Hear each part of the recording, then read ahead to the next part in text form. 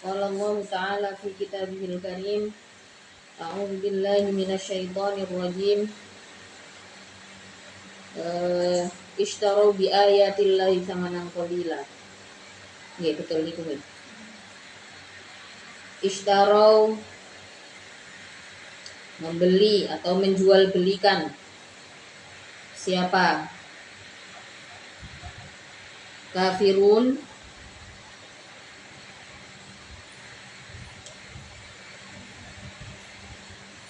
bi ayatillahi dengan ayat-ayat Allah Al-Quran, yaitu Al-Quran samanan pada harga qalilan yang murah, minat dunia yaitu dari dunia. Aitaroku artinya meninggalkan siapa kufar, itsba'aha pada mengikuti ayat, lisyahawati untuk syahwat wal hawa dan kesenangan. Makna daripada kalimat ishtaru bi ayatillahi tsamanan qalila. Orang-orang kafir itu menukar ayat Allah dengan harga yang murah. Apa maksudnya? Itsba'aha lisyahawat. Taroku ayatillah, jadi mereka meninggalkan ayat-ayat Allah demi bisa mengikuti kesenangan. Jadi menolak ayat-ayat Allah.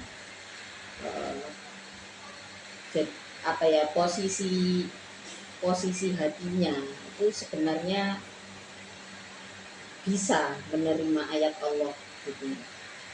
Dirinya mestinya bisa menerima ayat Allah, tapi kesempatan itu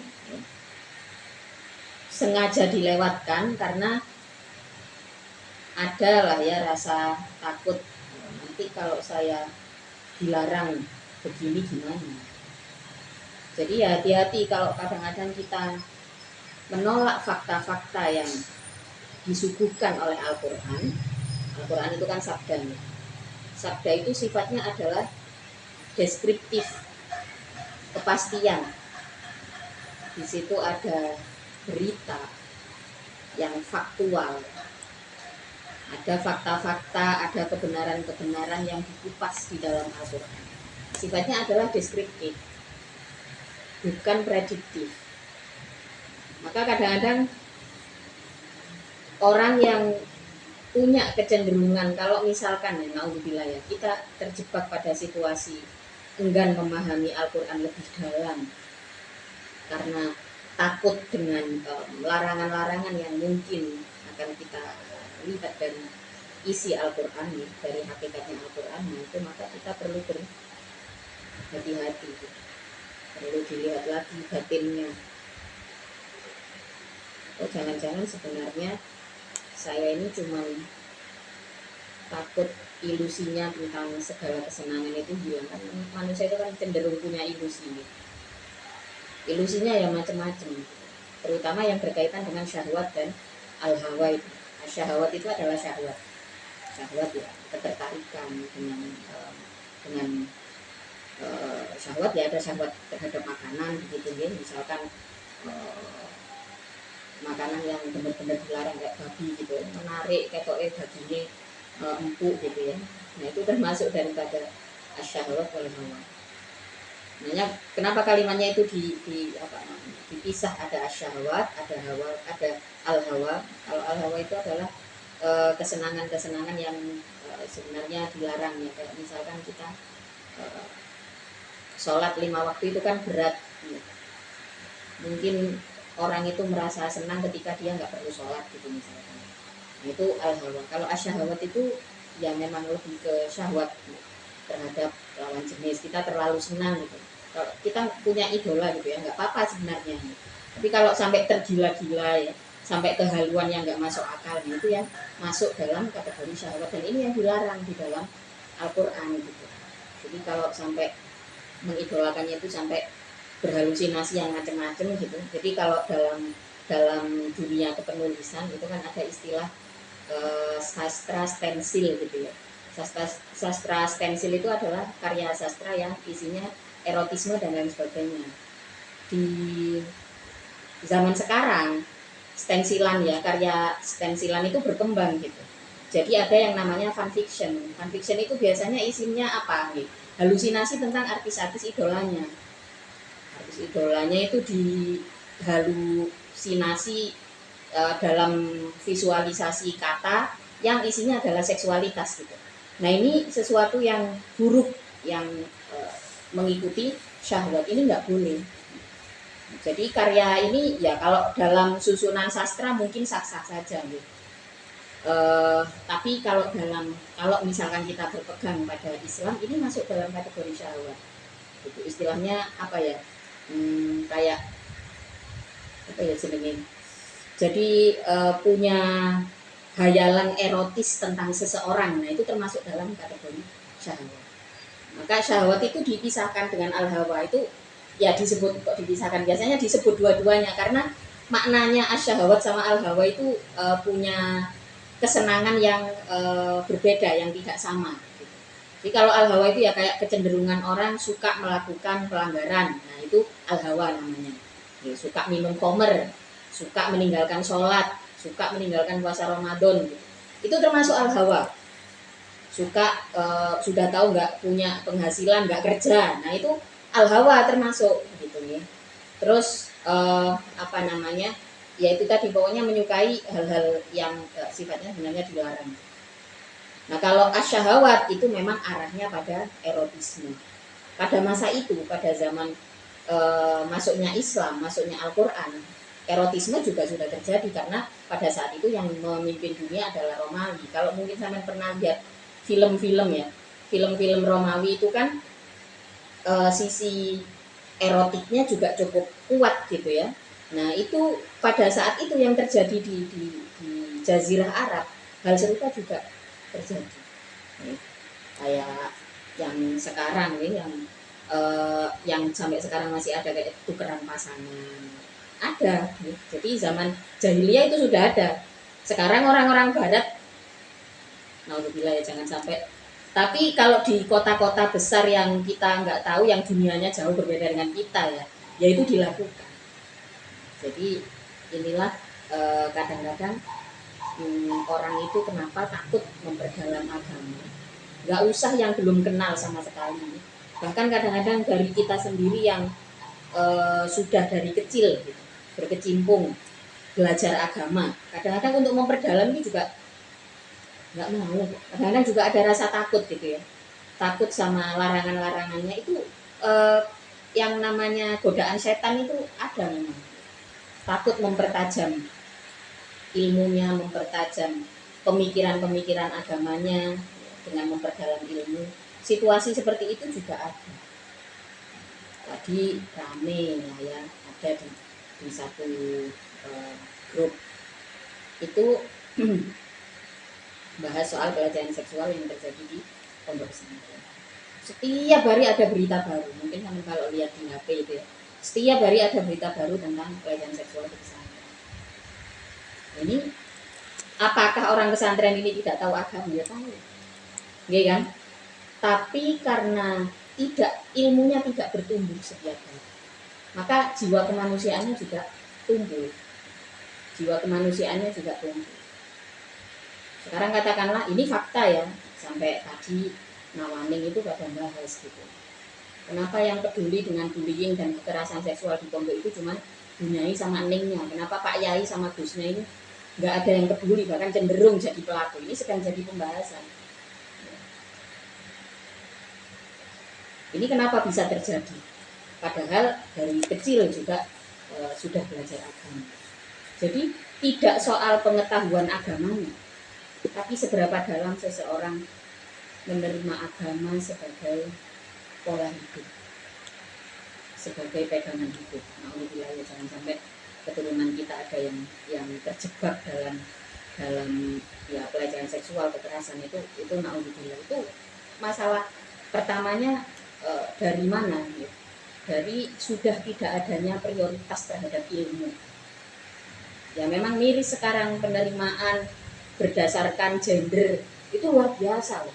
masih terjadi loh. Patriarki sistem itu zaman sekarang masih terjadi. Orang laki-laki itu cukup ya diterima hanya karena laki-laki. Dan ini terjadi di dunia pondok pesantren, terjadi banget. Nggak punya nilai apa-apa, memimpin, tidak ada kepedulian, bullying terjadi, bahkan sampai pelecehan seksual juga terjadi. Nanti kalau diteruskan, apa bedanya dengan kota Makkah pada saat itu? Kalau diteruskan, Allah akan membuat cara supaya bagaimana pesantren ini kemudian pengembangannya di Indonesia akan dibuktikan. Bila perlu pesantren-pesantren yang tidak memenuhi standarisasi hukum perlindungan anak dan perempuan, bila perlu ditutup, karena banyak sekali pondok pesantren yang seperti itu. Inilah kaitannya dengan asyahawat. Jadi syahwat itu berbahaya, mungkin lebih berbahaya daripada al-hawa. Jadi kita perlu terus berhati-hati. Salah satu keberuntungan kita terlahir perempuan itu adalah perempuan itu dibekali rasa malu yang besar. Maka pelecehan seksual yang dilakukan perempuan terhadap laki-laki itu kalau memang dilakukan biasanya sulit terdeteksi. Iki wis kenemenan wong wedoke berarti nemen ganggu isine. Tapi kebanyakan kasus pelecehan itu dilakukan oleh laki-laki terhadap perempuan. Kalau ketajaman rasanya sudah tidak pernah diasah, ketajaman pikir juga tidak pernah diasah, ya sudah akan sibuk dengan yang namanya asyahwat. Fasoddu dan mencegah siapa kufar, fasoddu dan mencegah siapa kufar ansabilihi dari jalan Allah, dinihi artinya jalan Allah. Innahum sesungguhnya kufar itu sa'a buruk, bisa artinya sangat buruk. Apama perkara kanu yang ada siapa kufar itu yakmaluna berbuat siapa kufar pada ma pada ma gitu. Ininya di tafsirnya. Yakmaluna berbuat siapa kufar pada ma. Perbuatan mereka adalah perbuatan yang sangat buruk. Layar kubuna tidak menjaga siapa kufar fi mukminin di dalam orang-orang mukmin ilan pada ikatan perjanjian, ilan pada ikatan perjanjian, wala zimmatan dan tidak pada perjanjian sakral. Dan tidak pada perjanjian sakral. Wa ulaika adapun kufar tersebut humul mu'taduna yaitu orang yang melewati batas. Humul mu'taduna yaitu orang yang melewati batas. Fa in tabu maka apabila bertaubat siapa kufar, wa aqamu dan mendirikan siapa kufar as-sholata pada sholat, wa atu dan menunaikan siapa kufar az-zakata pada zakat, fa ikhwanukum maka adapun kufar itu saudara-saudaramu. Fidini di dalam agama. Aifahum artinya maka adapun kufar itu ikhwanukum saudara-saudaramu, fidini di dalam agama. Orang-orang kafir itu tidak akan menjaga perjanjian dengan orang-orang mukmin, terutama humul mu'taduna, terutama mereka orang-orang yang melewati batas. Nah kalau nanti misalkan dari orang-orang kafir ini, jadi kan ini kejadiannya setelah Fathu Makkah gitu ya. Kalau diantara orang-orang kafir ini kemudian bertaubat, fa intabu wa aqamus shalah, melaksanakan sholat, menunaikan zakat, maka mereka menjadi saudara-saudaranya. Wanufasilu dan menjelaskan aku, wanufasilu dan merinci atau menjelaskan aku, nubayyinu artinya menjelaskan aku, al-ayati pada ayat-ayat, liqaumin terhadap kaum, ya'lamuna yang mau tahu siapa kaum, yatadabbaruna artinya yang merenungkan siapa kaum. Wa nufassilul ayati liqaumi ya'lamun. Kata Allah, akan kurinci ayat-ayatku bagi kaum yang mau tahu, ya'lamuna yang mau belajar. Siapapun yang mau belajar isinya Al-Qur'an, maka sebenarnya Allah yang menjelaskan. Oh iya, itu saya rasakan betul. Kula merasakan betul ketika mulai mutolaah tafsir Jalalain. Jadi saya ngaji tafsir Jalalain itu terakhir tahun 2004 saya selesai dari pondok.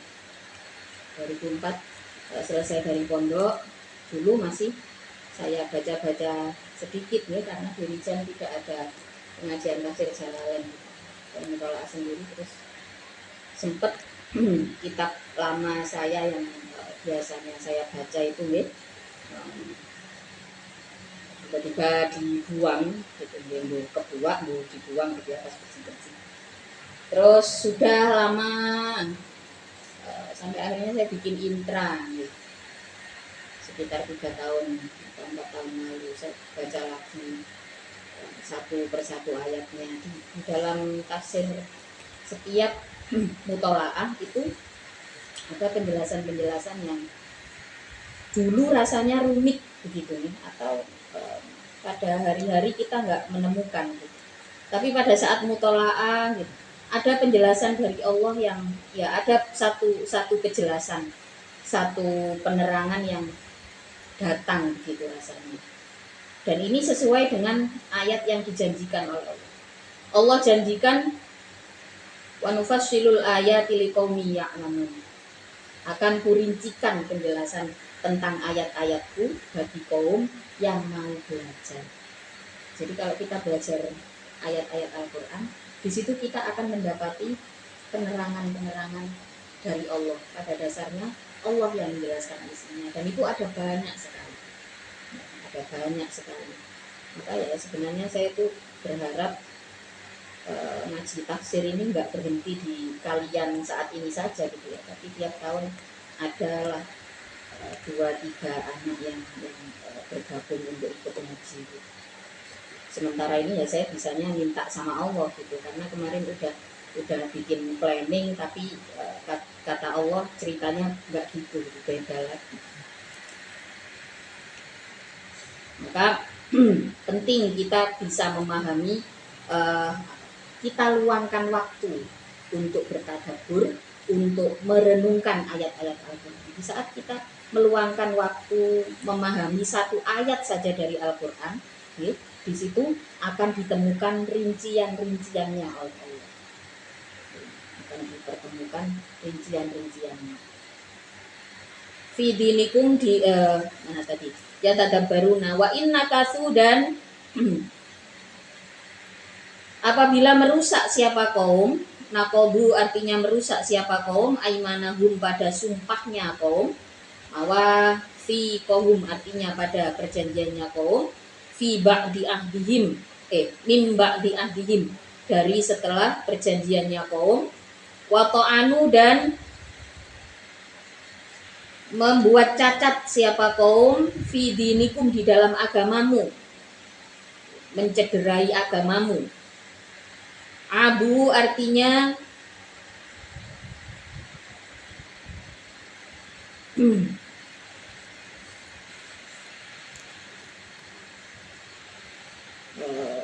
mencederai siapa kaum, hu pada ad-din, hu pada dinikum, faqatilu maka memerangilah kalian a'immatal kufri pada pimpinan-pimpinannya orang-orang kafir. A'immatal kufri pada kepalanya atau pimpinan-pimpinannya orang-orang kafir. Nah, bertemu dengan orang-orang yang mengingkari perjanjian pada saat itu ya, orang-orang yang mengingkari perjanjian, maka yang perlu diperangi adalah pimpinan-pimpinannya. Jangan yang rakyat biasa yang memang ditipu gitu ya. Karena orang-orang kafir pada masa itu cerdasnya luar biasa. Mereka mengumpulkan orang-orang intelek dari berbagai suku, dikumpulkan untuk merencanakan pembodohan massal terhadap pengikut-pengikutnya supaya tidak ikut terhadap Rasulullah, karena Rasulullah membawa pembebasan. Kalau dilihat semua sejarah Nabi, sejarah para Nabi, itu selalu perjuangannya satu, memang untuk jalan Allah. Perjuangannya adalah untuk menyebarkan kebenaran, menyebarkan tauhid ya, menyebarkan kebenaran Allah. Kemudian misi bawaannya itu adalah untuk pembebasan dari perbudakan, pembebasan dari kezaliman. Itu pasti ya, seperti kisah Nabi Musa misalnya. Iya kan, ceritanya juga begitu. Begitu juga dengan kisah Rasulullah. Rasulullah itu diutus dengan membawa ajaran tauhid dengan ayat suci Al-Qur'an. Salah satu strategi yang dipakai atau misi bawaannya adalah pembebasan dari perbudakan dan kezaliman. Jadi ya penolakannya luar biasa yang terjadi pada Rasulullah. Maka kemudian seperti pada ayat ini juga dijelaskan, kalau ada pihak-pihak yang sengaja mencederai agamamu, maka yang perlu diperangi adalah a'immatal kufri, adalah pimpinan-pimpinannya. Karena mereka membuat banyak sekali planning. Di antara planningnya adalah ya menyusun kitab suci yang baru. Bahkan ketika itu tidak berhasil, apa yang mereka lakukan? Masuklah ya, roman-roman picisan dari Romawi untuk dibawa ke Jazirah Arab. Oh, dengan bahasa yang sangat fasih, karena memang salah satu alasan kenapa agama Islam itu diturunkan di Arab, orang Arab itu punya daya komunikasi yang bagus. Mereka fasih dalam mengucapkan bahasa-bahasa, kemudian mengkomunikasikan hal-hal itu ya mereka cakap di situ. Maka yang dihadapi oleh umat Islam pada saat itu diantaranya adalah ya ini orang-orang intelektual dari yang dikumpulkan oleh ru'asaul oleh a'immatal kufri ya, oleh ru'asa, oleh orang-orang penguasa-penguasa orang-orang kafir itu. Mereka mengumpulkan orang-orang pintar untuk membuat tandingannya Al-Qur'an. Kalau tidak bisa menandingi secara kebenaran isinya, ya, mereka menandingi secara ketertarikan. Nah, lebih seru baca roman picisan. Ya. Seperti itu memang permulaannya. Kemudian dikenalkanlah syair-syair, lagu-lagu. Dari awal memang orang Arab suka. Orang Arab itu punya kesukaan dengan keindahan bahasa. Dan Al-Quran setelah diteliti oleh ahli bahasa dari mereka, loh, Al-Quran ini bahasanya sangat tinggi. Bahasanya sangat tinggi. Bahkan ketika didatangkan ahli bahasanya justru tertarik dengan Al-Quran gitu. Karena ketinggian bahasa yang dimiliki oleh Al-Quran, keindahan yang dimiliki oleh Al-Quran. Jadi mereka membuat tandingan-tandingan itu. Maka kalau ada yang merugikan agamamu, perangilah pimpinan-pimpinannya. Ru'asa'u artinya pimpinannya kufar, fihi di dalam qatilu. Wat udhahiri adapun a'immatal kufri itu menempati tempatnya isim dohir maudi al-mutmari pada tempatnya isim domir. Innahum sesungguhnya kaum itulah aimana. Tidak ada perjanjian itu mewujud. Nahuda artinya perjanjian, lahum terhadap kaum, wafi qiraatin dan di dalam qiraah yang lain bil kasri dengan kasr. La'allahum barangkali kaum itu yang tahuna mau menyudahi siapa kaum anil kufri dari kekufuran. Kalau mereka melakukan kerugian, tindakan kerugian, kemudian diperangi, ya, yaitu harus gitu ya, harus diperangi dan tidak ada lagi yang namanya perjanjian karena mereka yang mencederai gitu. Itu perlu dilakukan la'allahum yantahun, barangkali mereka jadi tahu diri gitu ya, terhukum dengan apa yang sudah dilakukan. Ala ingatlah, litaksisi adapun ala itu untuk faedah litakbidi ya tot ya. Adapun ala itu berfaedah peringatan. Tuqatiluna, memerangi kalian kauman pada kaum, nakasu yang merusak siapa kaum. Nakobu artinya merusak siapa kaum, aimanahum pada janjinya kaum. Ahudahum artinya janjinya kaum. Wahamu dan sengaja siapa kaum biikhrajir rasuli dengan mengeluarkan Rasulullah Shallallahu Alaihi Wasallam min Makkah dari Makkah. Lamma tasyawaru ketika bermusyawarah siapa kaum fihi di dalam ikhrajir rasul bidarin nadwati di sebuah pendopo, di sebuah tempat diskusi.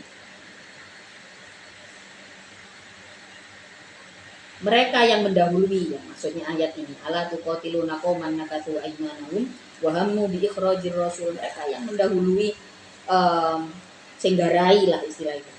Mereka yang mendahului, bahkan mereka juga yang merencanakan pengusiran terhadap Rasulullah. Merencanakan pengusiran terhadap Rasulullah. Wahum adapun kaum itu badaukum, memulai siapa kaum padamu bil qitali dengan perang. Awwal marrotin pada permulaannya. Haitsu qatalu ketika membunuh siapa kaum Khuza'ata pada orang Khuza'ah, khulafa'akum yang menjadi pengganti kalian ma'a Bani Bakrin beserta Bani Bakar. Fima di dalam perkara yang na'u yang mencegah apa makum pada kalian antuqatilu untuknya membunuh kalian hum pada kaum. Mereka juga yang memulai pembunuhan. Ataksyauna, apakah takut engkau hum pada kaum? Atakhafuna, apakah takut engkau hum pada kaum? Fallahu, maka adapun Allah itu ahakku, lebih berhak siapa Allah antaksyaw untuknya takut kalian hum pada Allah fi tarki kitalihim di dalam meninggalkan memerangi kaum, di dalam meninggalkan untuk memerangi kaum. Wallahu ahaqu an takhshaw, apakah kalian takut terhadap mereka? Jangan takut, maka sebenarnya Allah lebih berhak untuk ditakuti. Jadi kalau menghadapi orang-orang yang jelas-jelas menolak kebenaran, jangan menggunakan rasa takut, jangan menggunakan ketakutan. Apalagi kalau sudah jelas di situ kita menyaksikan kezaliman yang dilakukan, misalnya kita menyaksikan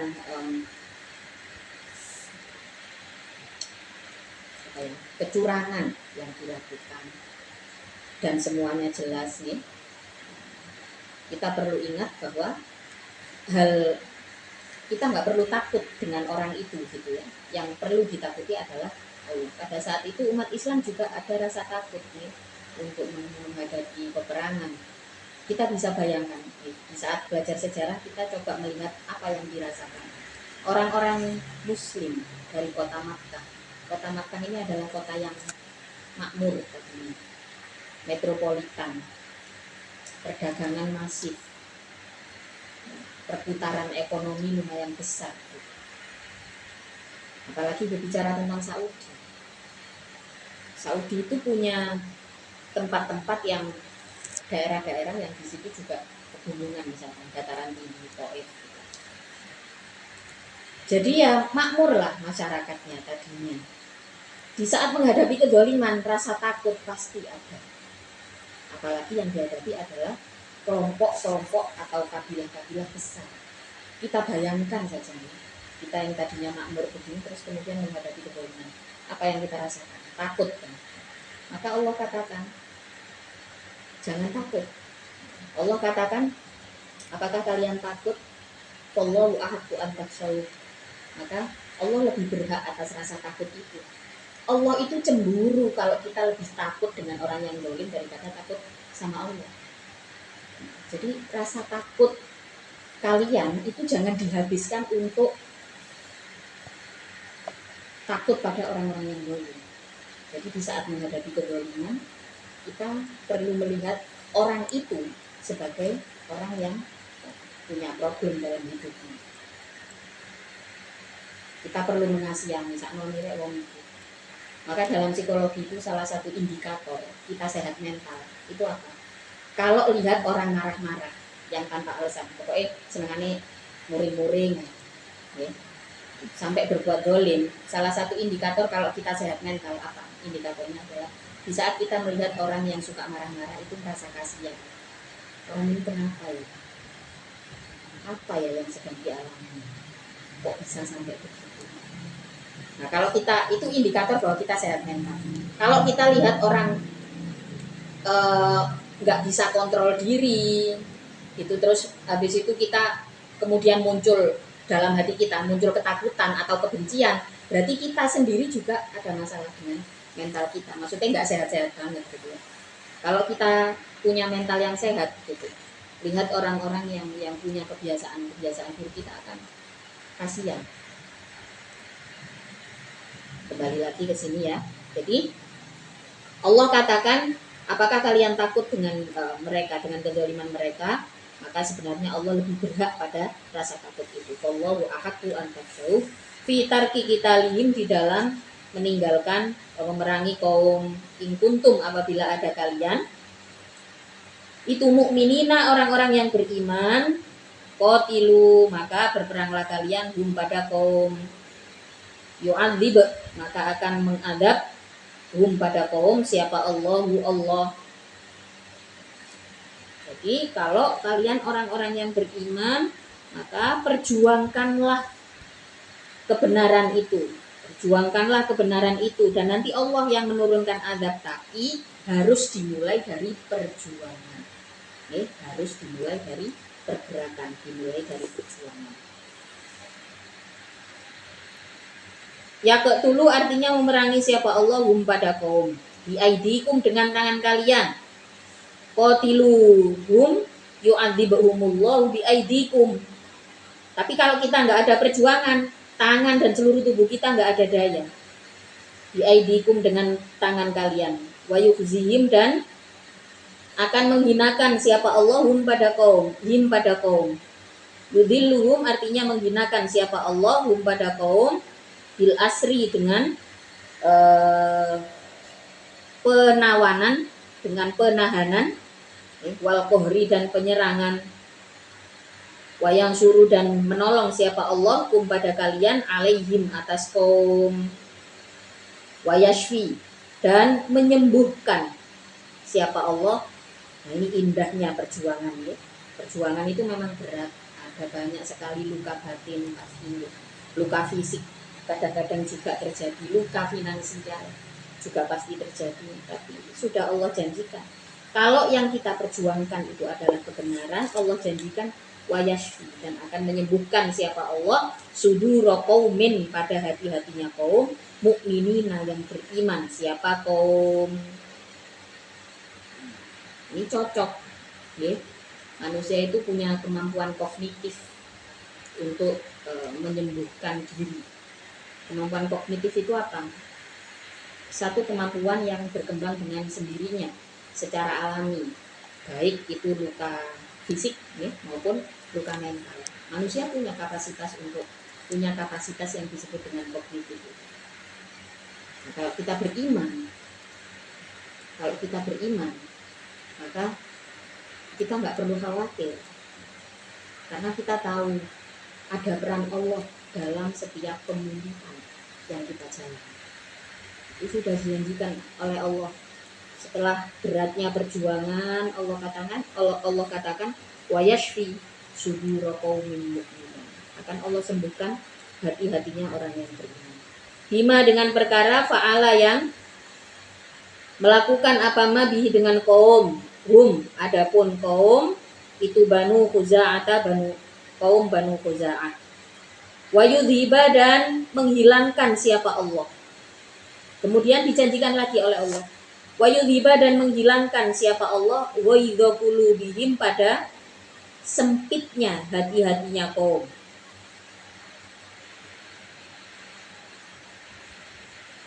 Kurbiha artinya sempitnya kulub, artinya sempitnya kulub. Menghilangkan sumpek. Itu Allah yang akan melakukan.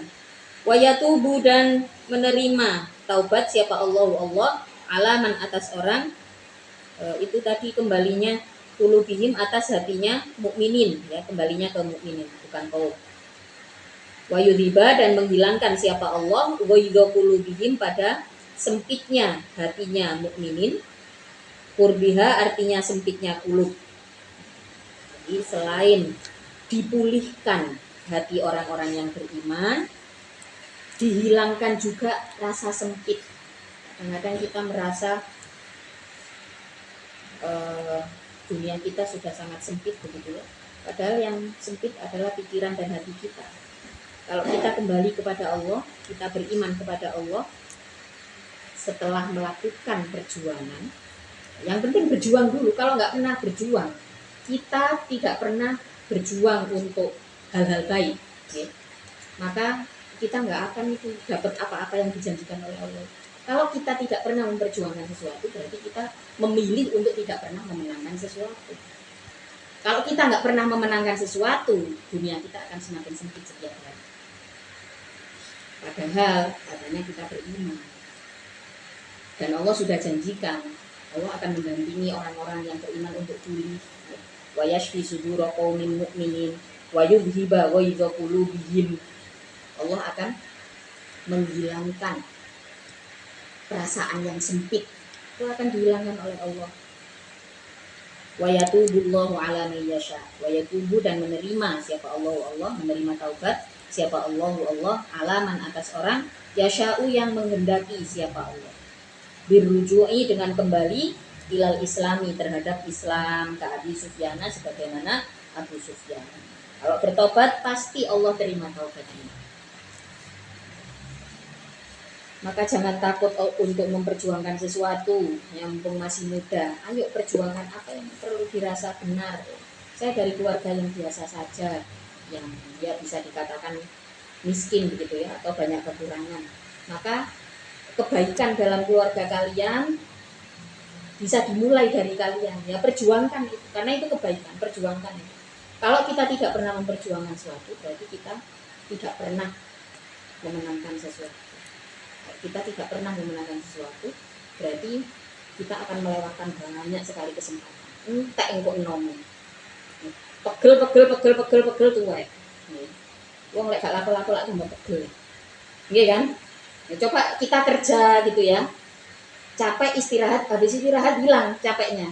Tapi kalau nganggur istirahat, pegel istirahat, mangan. Istirahat maneh. Nah, tadi kan pegel ruru tuwe. Masa wis mati pas dikubur bumi lo takok lo ala jek urip kan wong iki kok jek ketekonan aku jarine bumine ngono kok gak tau kenal aku ambek wong iki saking selagi hidup dia tidak pernah melakukan kemanfaatan bumi sampai nggak kenal. Kalau kita pengen dikenal oleh buminya Allah, maka kita harus mencari kemanfaatan apa yang bisa kita lakukan untuk bumi ini. Berikutnya yang terakhir, wallahu adapun Allah itu alimun maha mengetahui, hakimun pun maha bijaksana. Am hasibtum wallahu ta'ala a'lamu bishawab.